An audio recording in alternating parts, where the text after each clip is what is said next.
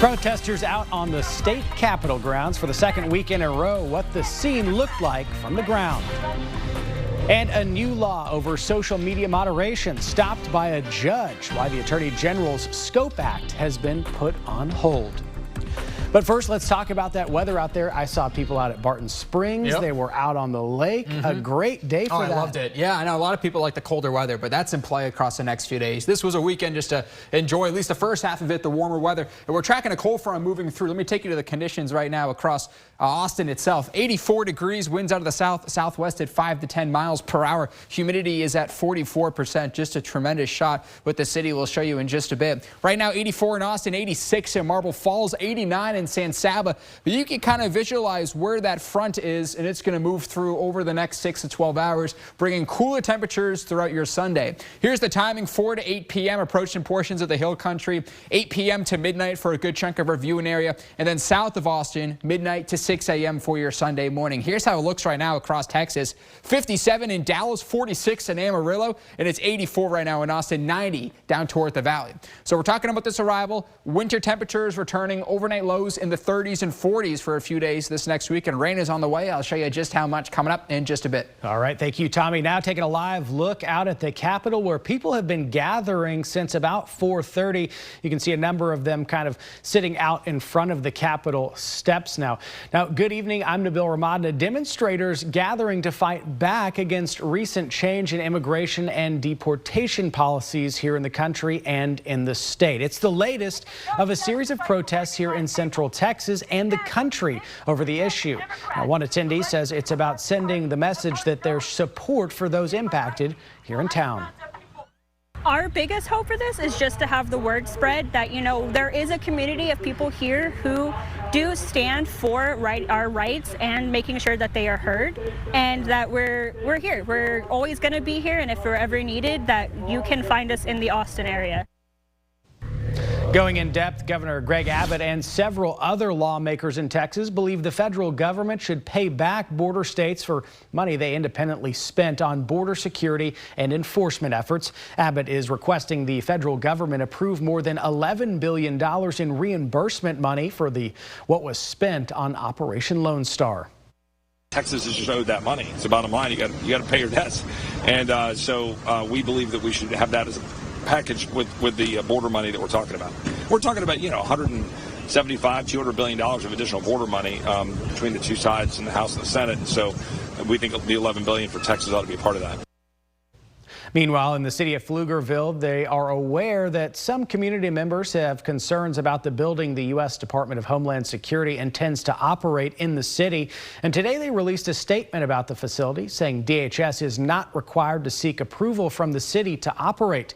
The city was obligated to provide a site development permit to DHS, as they must approve permits that comply with city ordinances. In addition, the city council cannot require DHS to provide specifics on their work while in Pflugerville.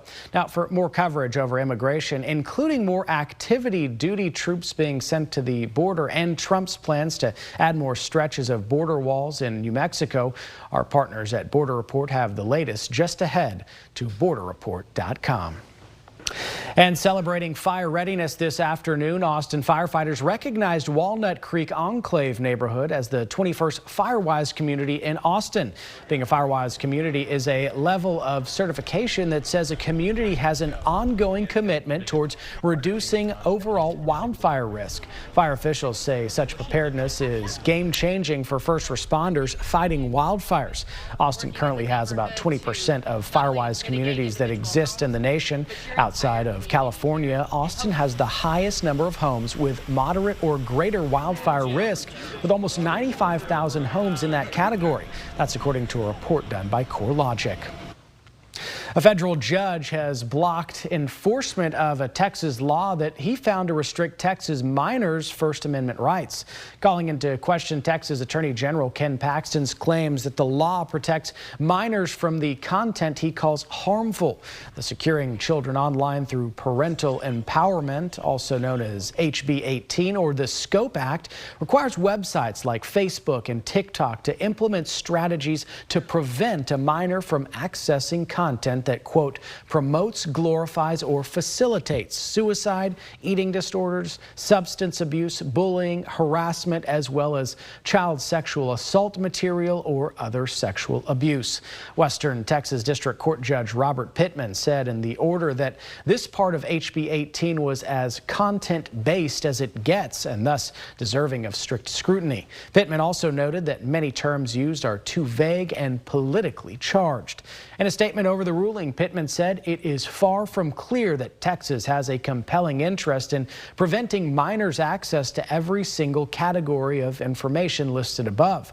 Many interests are not compelling, such as regulating content that might advocate for the deregulation of drugs or defending the morality of physician-assisted suicide. And if you're a fan of the CMT Music Awards, they might not be returning to Austin this year. Paramount Global is pausing around 25 events, including the CMT Music Awards, amid a merger with Skydance Media. That's according to a report from The Hollywood Reporter.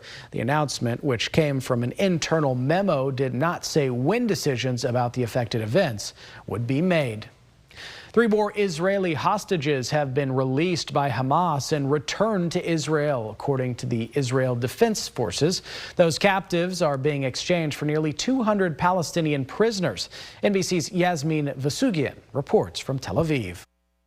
An incredibly emotional day for Israelis as 3 hostages were released from 183 Palestinian prisoners. Or Levy, 34 years old, whose wife was killed on October 7th, reuniting with his family today after getting to the hospital. Ohad Ben Ami, who was reunited with his wife, also held captive for 52 days, reuniting with his 3 daughters. And then there's Eli Sharabi, who reunited with his family as well. His daughters and wife were killed on October 7th. Emotions across the board. All 3 hostages were held captive for 491 days. Now Israelis wanting all hostages to come home and for this ceasefire to stick. From what we know, 2 Americans still remain in captivity in Gaza. When we're talking about ceasefire talks, we know a group of negotiators is heading to Qatar to continue those ceasefire talks for phase 2 of this continued ceasefire. Yasmin Vasugian here in Tel Aviv for NBC News.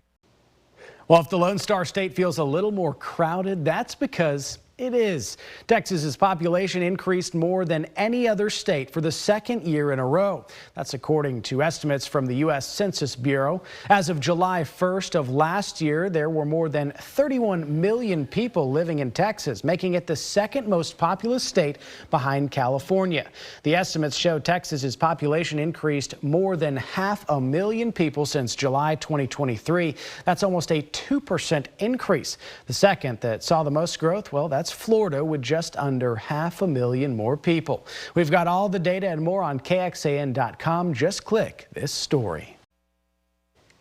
One of Austin's biggest music program wants to give locals a look behind the scenes. Today was the first ever ACL Live Community Day over at the Moody Theater, which invited residents and visitors to check out the show's new daytime tour. There was also free food and, of course, live music. Kelly Mosser with ACL Live says it's an opportunity to show some appreciation to the community. This is just a big moment for all of the brands and partners of ACL Live to come together and kind of give back to the community. And Mosser says the tour normally runs every day of the week. Perfect day for being outside. Yeah. And you said we're expecting, it's going to be a hard one to kind of predict what's coming up here. Yeah, tough forecast temperature-wise. I mean, just look at the horizon over there. It's a beautiful shot, sunset, and we just have some warm temperatures still this evening, but a big cool down is on the way. Today's high temperature was 87, if you can believe it. We tied our record high. We should be at 65 for this time of year.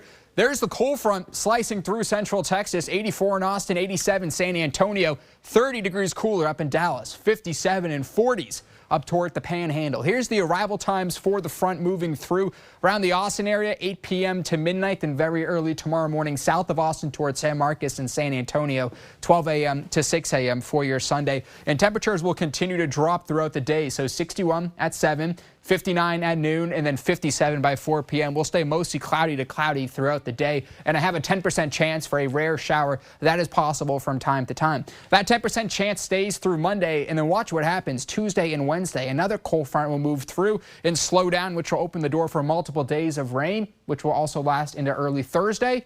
And then next Saturday, our next storm system. So we're in this active weather pattern now with multiple days on end of any sort of precipitation in our area. Here's how it looks on our high-resolution futurecast through the day on your Sunday.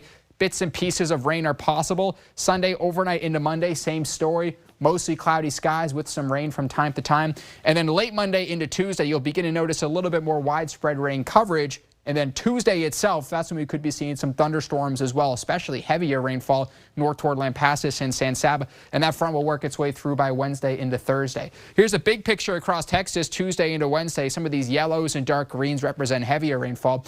No winter precipitation is possible, but cooler temperatures will be likely. And then by Wednesday, there's some more rain clearing out. Maybe even on Thursday, you get the idea. So the umbrella and rain jacket need to be close by for multiple days through the next work week. Although rainfall totals, when it's all said and done, 1/4 inch to 1 inch for pretty much all of our viewing area. A little bit more farther east toward the coast and a little bit less towards St. Angelo. We are in a rainfall deficit in an extreme drought. So, every single drop counts and we'll take as much as we can get. Tonight, 62. That's going to be the temperature. We're going to see our temperatures crash pretty substantially. Once the front moves on by, winds will shift to the north at 5 to 10 miles per hour. Our high temperature for tomorrow is actually going to be at midnight tonight. So 66 at midnight, back down to 62 by 7 a.m., and then the 50s by the afternoon hours. So for any sort of Super Bowl plans, you're bundling up to be outside or you're doing some sort of fun tailgating in Austin or outdoor reservations, wear a jacket because it's going to feel a little bit chilly at times. We'll keep that 50 trend through your Monday. 66 on Tuesday. We're going to have the rain chances Tuesday and Wednesday.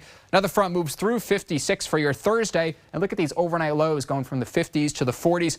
Valentine's Day, 64 with some clouds, maybe a shower here and there next weekend. So bottom line is we are transitioning from this dry, warm pattern to a little bit cooler with some rain from time to time. Currently, no severe weather is expected Tuesday and Wednesday. But if that changes, we'll let you know here at the First Warning Weather Center. This is KXAN Sports, brought to you by Thomas J. Henry. Hey, good evening all, and happy Saturday. In men's basketball in the SEC, 9 teams are ranked in the top 25. Just insane. Schedule is brutal for Texas, but this week they got 2 unranked teams. Started with Wednesday at home against Arkansas. Razorbacks came into town. They got just their 3rd SEC win. Texas lost then, so they really could have used a win today against Vanderbilt on the road. Both these teams kind of around the middle of the pack, maybe a little bit below in the SEC.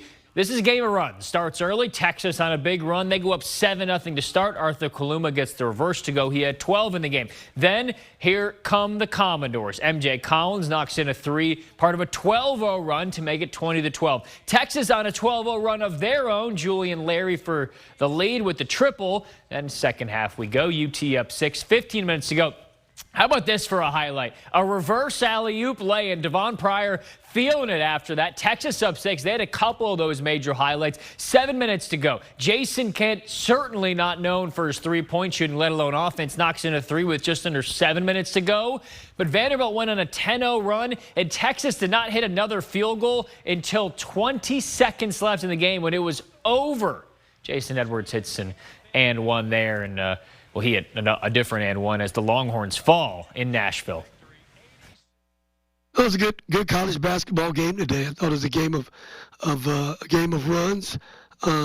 They had a physicality about themselves in the paint today that we weren't able to match, and I think that was really, our Achilles in the game. Okay, quickly to more SEC basketball. Wade Taylor, Texas A&M, tied against Missouri in a top 15 matchup in the final seconds. He passed. That's funny. You think Wade Taylor's not taking the possible game winner? Ice in this guy's veins. Almost hit a half quarter to beat Texas a month ago. They go up 3 in the final second. Somehow this double clutch for Mizzou almost goes in, but the Aggies steal one in Columbia in a big road victory for Buzz Williams and company. All right, welcome back. For Texas women's basketball, they had an incredible season last year without their star point guard, Rory Harmon, who tore her ACL back in December of 2023. And that's in large part because of the star point guard, Madison Booker, who had to transition to that role last year. This season, they have both healthy. Thursday, Texas beat Vanderbilt. Madison Booker, leading scorer with 20 points. No surprise there. She eclipsed 1,000 career points for the sophomore in just about 60 games, but she does so much else other than scoring. Now more of a wing player in her expected role, can rebound, can pass, can play defense. All of that and she's so talented, she's making her head coach just reevaluate things. This is our play card. Like, and I'm every day I'm going, okay, what else can I add? You know, for her, trying to get her a different look and get her a different spot on the floor, and because she's that unique and that special. I'm letting you know right now, you said I play hard on defense. That means so much, guys. Oh my gosh. It means a lot. Just, you know, coming here, really not even thinking about scoring points or anything, but really just wanting to win under this. I think he's one of the greatest coaches ever. I mean, that's why I came to play for him. What a great relationship for those two. And tomorrow, it's finally happening back here in Austin. What an environment. Sold out Texas and South Carolina. All right, let's throw up the graphics so I can run over here, hang out with some pals of mine. Texas softball starts the season with 2 run rule victories a day ago, and they get another shutout today to start things on another doubleheader. 5-0 over the St. John's Red Storm. Another game later tonight. We'll have updates tonight on KXAN News at 10. Thank you. How did you mess that up? Yeah, I was letting the sports guy. Oh, okay. Very kind. Now let's transition. Yeah, okay. Weather's going to be interesting these next few days here. The 7-day forecast. Let's pull it up for you real quickly here. All right, so we're going to deal with the 50s, 60s, 70s, kind of all over the place temperature-wise. Slightly cooler than normal from some time to time. I think Wednesday's the exception where we'll get back into the 70s. Some rain Tuesday and Wednesday. Back down to the 50s again, then 60s and 70s. You get the idea. A very active weather pattern. A lot of big changes are on the way. I was going to say I like the 80s, but kind of nice to cool down just a little bit. It's a balance. Absolutely. We'll see y'all tonight at 10 on KXAN. Thanks for watching.